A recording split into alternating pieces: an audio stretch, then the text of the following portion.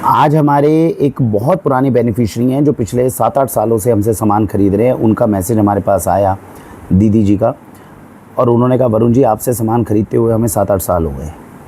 अब मेरे घर वाले मुझे ये कहते हैं कि तुम 7-8 साल पहले वाक्षी से सामान मंगवाती थी तब तो समझ में आता था, क्योंकि उस समय पे ऑर्गेनिक मिलता ही नहीं था मार्केट में, तो हमें आपसे मंगवाना पड़ता था।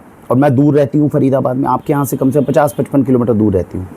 अब मेरे आसपास ऑर्गेनिक सामान बहुत सारा मिलता है, तो मेरे परिवार वाले मुझ पे दबाव ये बना रहे हैं कि जब आसपास मिलता है तो तुम एक डेढ़ हफ्ता इंतज़ार करके वाक्षी से सामान क्यों मंगवाना चाह रही हो। मंगवाने में महंगा भी पड़ता है और ऊपर से वेट भी करना पड़ता है, इंतज़ार इतना करना पड़ता है, तो ऐसा क्यों।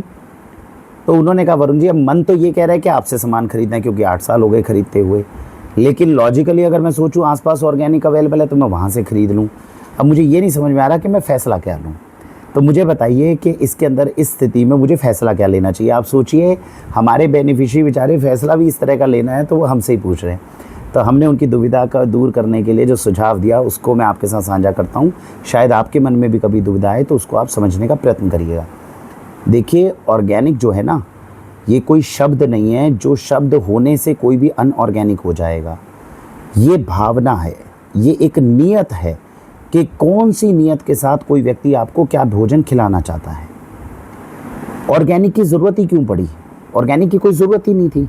आज से 70-80 साल पहले हमारे माता पिता, हमारे पूर्वज सब नॉर्मल भोजन जो खा रहे थे वो ऑर्गेनिक ही तो था।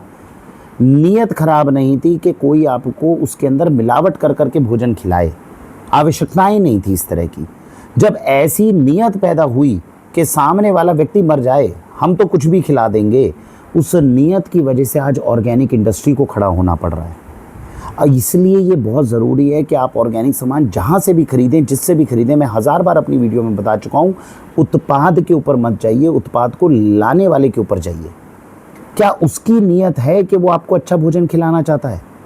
क्या वो अपनी लाइफ को बिल्कुल स्टेबल रखकर अपनी इच्छाओं को पूरा करते हुए, अगर वो कमर्शियल सिस्टम के अंदर आ गया कि मैं ऑर्गेनिक का काम कर रहा हूँ, कितनी प्रॉफिटेबिलिटी कमा रहा हूँ, कितना तेज़ आगे बढ़ना है, क्या करना है, विश्वास कीजिए वो सब कुछ आपको खिला देगा। ऑर्गेनिक कभी नहीं खिला पाएगा।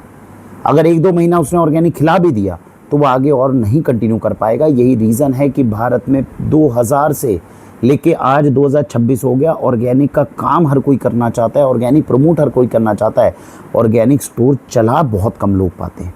उसका रीज़न ये है, इसको चलाने के लिए एक अच्छी नीयत की आवश्यकता है, ज्ञान की आवश्यकता है। वो जिसके पास नहीं होगी वो आपको अच्छा ऑर्गेनिक भी नहीं खिला पाएगा। इसलिए वहाँ से भोजन खरीदे जहाँ पर बैठे हुए व्यक्ति के पास ऑर्गेनिक का ज्ञान भी हो और आपको ऑर्गेनिक खिलाने की अच्छी नीयत भी हो। भारत वंदे मातरम।